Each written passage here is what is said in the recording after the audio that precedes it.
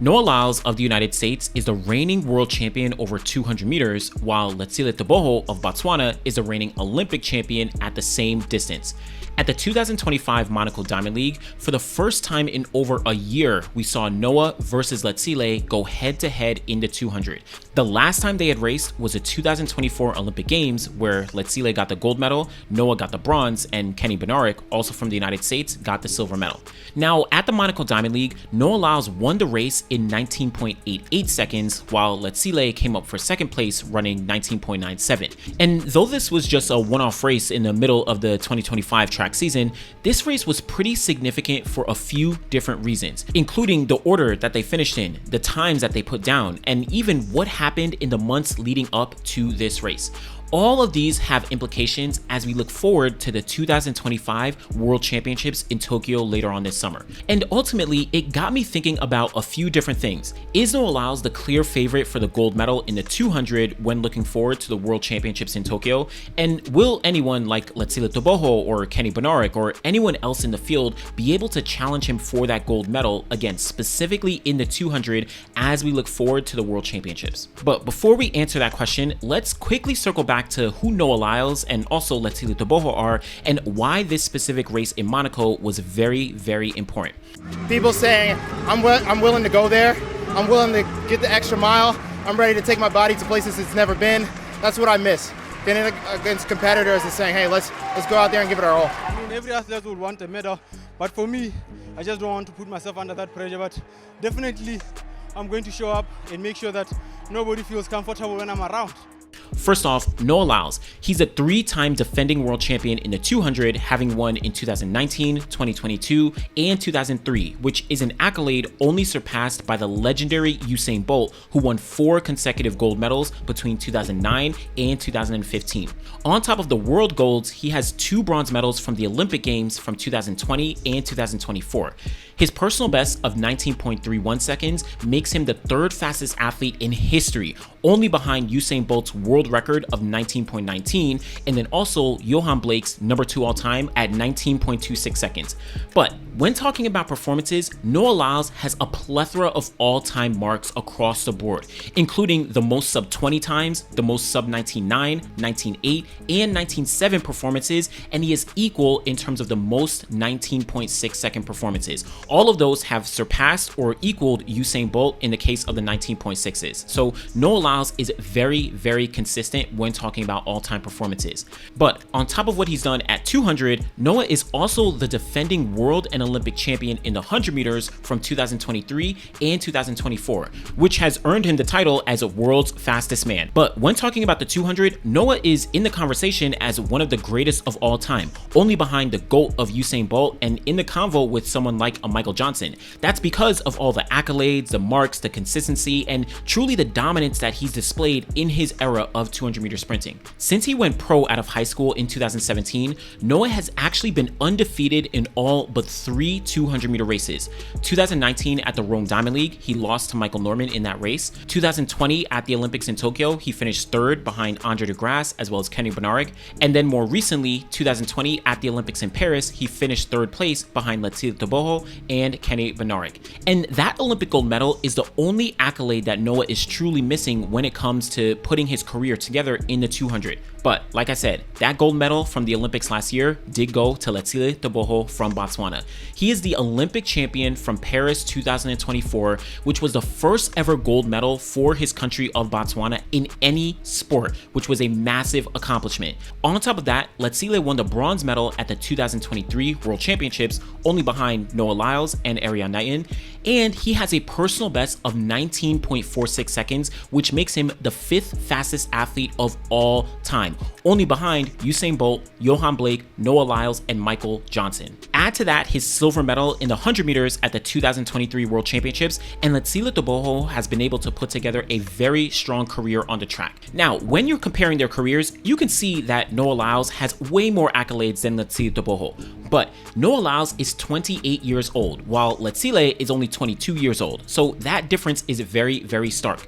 If we circle back to 2019 when Noah Lyles was 22, he actually had only won a single gold medal at the World Championships that year. He had a personal best of 19.50 seconds, and he had run sub 20 seconds on 13 different occasions. If we look at what Letsile has done up to this point at 22 years old, he has already won an Olympic gold medal and a World Championship bronze medal, a personal best of 19.46 seconds, and he has run sub 20 seconds on 17 different occasions. So when comparing them at the same age, Letsile has technically surpassed what Noah Lyles has done. But let's be very, very clear. Age is not a true determining factor for success. Every single athlete is going to be different, but it at least is important context when comparing Noah and Letsile based on their accolades and their careers at this point, but both still have a lot of room to grow. Now, let's fast forward to 2025 and talk about this Monaco Diamond League race that we just saw. Prior to Monaco, Noah and Letsile had both run a few races. Noah had run 4 different races in the 60 meters indoors between January and February, including winning the New Balance Indoor Grand Prix. Outdoors, he competed in the 4x1 and the 400 down at the Tom Jones Memorial in April of this year. He was going to run the 150 meters at the Adidas Atlantic City Games in the middle of May, but he did pick up an injury and pulled out of the meet kind of last minute and sat out for a few months after that. We eventually did find out and confirm that it was inflammation of his ankle, which caused him to sit out. It was inflammation to the joint. Yeah. It was a situation, to be honest, it's just a freak accident. There's no way we could have predicted it would have happened, and it sucked to have it, but thankfully we've been able to cure it, and it's gone now, and we've been able to just continuously start practicing intensely again. It's been about 2 weeks since I've been intensely training. Now, on the flip side, Letsile Tebogo, early in the year, he ran a bunch of 400-meter races between February and March. In April and May, he then started to dip into the 100s and the 200s, racing pretty frequently, but he wasn't doing as well as many people might have expected him to. Though he did have times of 10.03 seconds and 20.10 seconds, so, people kind of chalked it up to early season form. But it still did leave people with a few different questions, and when we got to the Rabat Diamond League, where he ran the 100-meter race, he actually finished last place there, and shortly after the race, he announced that he was dealing with a recurring injury and he had to sit out for the next month or so to make sure he can rest and recover to heal himself back up. We later found out that it was a hamstring injury he was dealing with. Yeah, so what was the injury and then what was the recovery process for you? We had a grade 2 hamstring. We had to recover from it. It's a recurring injury. We just had to make sure we handle it much better than the other time. So it was quite a heavy journey, and it wasn't easy for me, for the team, because I had to rely on them to carry me up to the top. But at the top of July, Letsile returned to the track, running the 200 at the Prefontaine Classic, and he dominated the race, running 19.76 seconds, a world-leading performance, the 6th fastest time of his career, and Letsile proved that he was healthy and back like he never left. Because I believe in showing up, and those losses from the first Diamond Leagues, they built my character into a very confident man. And so this brings us to the Monaco Diamond League 200. Now, Letsile had already signed up to run the Monaco 200 along with guys like Jareem Richards, Alex Ogando, Makacharamba. They were all in the field of the 200 there. And many people kind of expected Letsile to take the win here and maybe run a little bit faster than what he had done at the Prefontaine Classic, considering that the Monaco track is very, very fast, and we know that Letsile was in some excellent form. But just about 2 days before the meet actually was starting, Noah was announced to be running in the 200. And this kind of came as a surprise to the track and field world for a few different reasons. First off, it was only 2 days before the meet was set to start, and we already saw the start list, we already saw the entries, so we assumed that things were already set. On top of that, Noah was already scheduled to be racing the 100 meters at the London Diamond League just a week later. So many people just expected he would, return to the track at the London Diamond League, and that would be his first race coming off the injury that he sustained. Finally though, this Monaco 200 being stacked with so much talent kind of made people a little surprised to see Noah jumping right into this race, considering he had been sitting out with injury. But Noah actually later confirmed that he was thinking of 3 different meets to make his return to: the Prefontaine Classic, the Monaco Diamond League, and the London Diamond League. We were contemplating 3 track meets before US Championships. It was Eugene, Monaco, and London. We already had London on the books, so we had to say, hey, we got to choose one, and my coach said he doesn't want me running 3 races in a row or 3 weeks in a row, so I decided to choose Monaco, and we'll just hit Monaco and London right back to each other. I was watching Prefontaine, and I was like, I wanted to be there, but we wanted to make sure that I was healthy first so that I would be able to compete throughout the whole week. But also notable is that even though this was announced 2 days before, this might have been in the works for a while, as we can see that Noah's media company was the sponsor of the 200 and it was labeled on the bibs. So definitely seems like this was a surprise to us, but maybe not too much of a surprise to Noah and his team. So when we look at the race, this was the first time that Letsile and Noah were meeting since the Olympic Games in Paris last year. And Noah was lined up in lane 7 while Letsile was in lane 6. And like I noted earlier, many probably expected Letsile to probably take the win here even when Noah was entered into the race, considering we just saw him run 19.76 in Eugene. But Noah entering into a high profile race like this probably indicated that he had something up his sleeve and that he was going to be ready to compete. And it definitely played out like that. Despite a very strong challenge from Letsile for pretty much the entire race, Noah was able to hold him off and run 19.88 seconds while Letsile finished second place in 19.77. And this race was very important for a few different reasons. First off, all the circumstances we just spoke about. Noah Lyles was coming off injury and sitting out from the track for the past 3 months.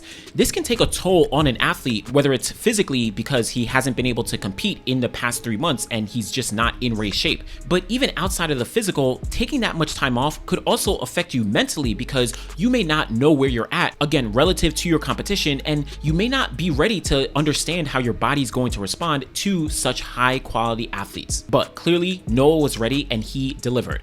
But another important factor is the win over Tebogo. We know that Letsile Tebogo is the Olympic champion, the world leader, and he had the momentum entering this race. So this made it a big statement for Noah, kind of confirmation that he still has it, but also for the public as well to show that, listen, I might have lost the Olympics last year. Yes, I might have been injured for the past couple months, but I am still able to compete with the best on any given day. And finally, on top of the circumstances, on top of the win, the time that he ran also is very, very significant. 19.88 seconds is extremely fast when we're talking about the 200. Yes, it's not a world-leading performance. It's not even one of Noah's fastest times or even one of his fastest openers in the 200, but many thought that he wouldn't even break 20 seconds because it was his first race back from injury. If Noah had won the race in 20 seconds, yes, even if he finished ahead of Tebogo, but he ran 20 seconds, it would have been a very different conversation that we're having at this point. But 19.88 really proves that he is back, ready to compete, and he can still run fast in these different races. So based on all those different factors, Noah Lyles is the clear favorite for the 200 meter gold at the World Championships in September, right? Well, let's slow down, right? It's not that easy.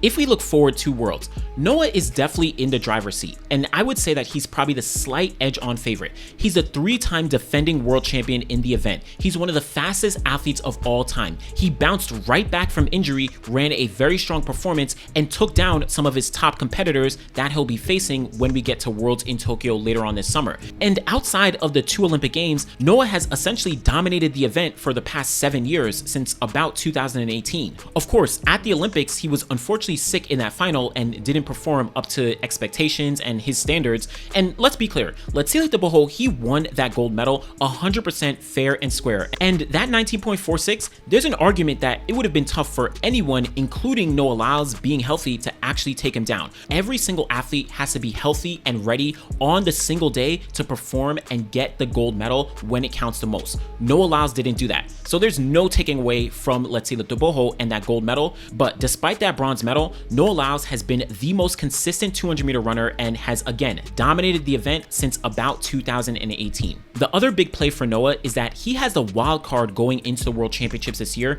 in both the 100 and the 200. That means that he does not have to worry about qualifying at the USA Championships and can solely focus on Worlds. But he will have a lot of competition and it will not be a walk in the park. As we've been speaking about, Letsile Tebogo, he wants a gold medal at these World Championships this year. After he won the Prefontaine Classic in 19.76, he put a crown over his head and kind of gestured saying that, like, listen, this is my event and I own this event. Now, afterwards, he actually said that it was, for Fortnite and the games that he's been playing and things like that. You did the crown at the end for the celebration? Explain it. What went into that? There's no meaning behind it, but however people interpret it, they can interpret it. For me, I just found it so funny because it's something that it came out from playing Fortnite, because that's what I play most of the time. So it just came out from there. But I think we can all understand that he was showing he was back, he was healthy, and he was ready to be one of the best in the world again. Now, Letsile has spoke about him actually doubling this year in both the 100 and the 200 like he has done in previous years, but he has specifically said that his main focus is the 200 meters. And for now, it's both. We can't rule anything out, but the main one is the 200. But for now, we're doing the 100. We want to see what needs to be improved. In 2023, he got the bronze medal behind Noah Lyles and Arian Nayan, but he wants to upgrade that to gold just like he did at the Olympics last year. And Letsile has actually spoken about how at the Olympics, he expected Noah Lyles to maybe still take the win, and then in the subsequent years that himself and Arian Nayan, who are the younger kind of new generation in the 200, they would go on to dominate after Noah Lyles. Personally, on today's Olympics, he was in his best form, and for me, I saw the 2028 Olympics as the Olympics that me and Naito will dominate. But yesterday, when I saw what happened, I knew there's something wrong with Noah. But of course, it didn't go that way, and he eventually got the gold medal. And I think because he has now tasted what gold is like, he now knows what it takes, and he wants to maintain his spot at the top. And finally, like I noted earlier, Letsile is still extremely young. He is 22 years old this year already, and he has already run 19.46 seconds last year. He's also run 19.50, 19.55, and 19.64, proving that he is no fluke in any capacity, and he is able to consistently drop some fast times, and his 19.7 in Eugene kind of indicates that he is likely to get faster as the year does progress. Finally, similar to Noah Lyles, who already has the wild card to the World Championships, Letsile does not have any trials to worry about. He is already on the team to the World Championships, and he's going to be competing for Botswana there, so his sole focus is Tokyo. But along with Noah and Letsile, there's going to be a few other guys in the conversation, and we cannot have this conversation without Kenny Bednarek. Kenny Bednarek is a 3-time silver medalist from the 2020 and 2024 Olympic Games, as well as the 2022 World Championships. And at both of those Olympic Games, he actually finished ahead of Noah Lyles. He has a personal best of 19.57 seconds, which makes him number 8 all-time in the 200. And he has also stacked up a ton of all-time marks when talking about the 200. He has the third most sub-20s, sub-19.9s, 19.8s, and 19.7s ever in the history of the 200. So basically, Kenny Bednarek, time-wise, is the most consistent 200-meter athlete behind Noah Lyles and Usain Bolt. In 2025, Kenny is undefeated in the 200, and he's already run 19.84 seconds. He has some newfound speed in the 100 as well, having run a personal best there, so we know that's likely going to help his improvement in the 200 as the season progresses.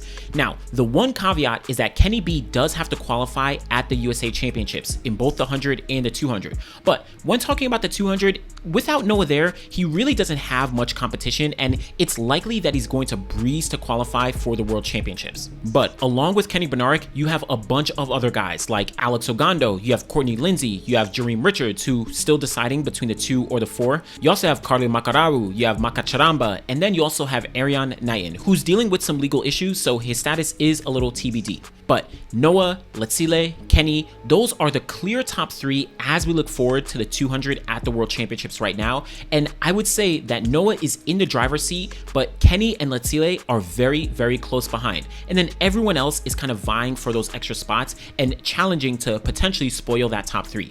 But let's be honest, absolutely anything can happen when we get to the World Championships. All 3 of them, Noah, Kenny, and Letsile, they're going to be doubling in the 100 and the 200, but they've all shown that they can actually do it, specifically at the Olympic Games last year. So yes, though Noah Lyles is probably the favorite, I don't think we should be surprised if someone like Letsile, Kenny, or anyone else does actually really step things up, spoil the party, and win the gold medal in a very, very fast time. Let's be clear, absolutely anything can happen, and we'll just have to wait until the World Championships actually do come in September in Tokyo. Let me know what you think about Noah Lyles, Letsile Tebogo, Kenny B, and the rest of the men's 200-meter field, and what you might expect as we look forward to the World Championships in just a few months' time. Let me know what you think. Be sure to like the video, subscribe to the channel. Always appreciate y'all. Thanks for watching.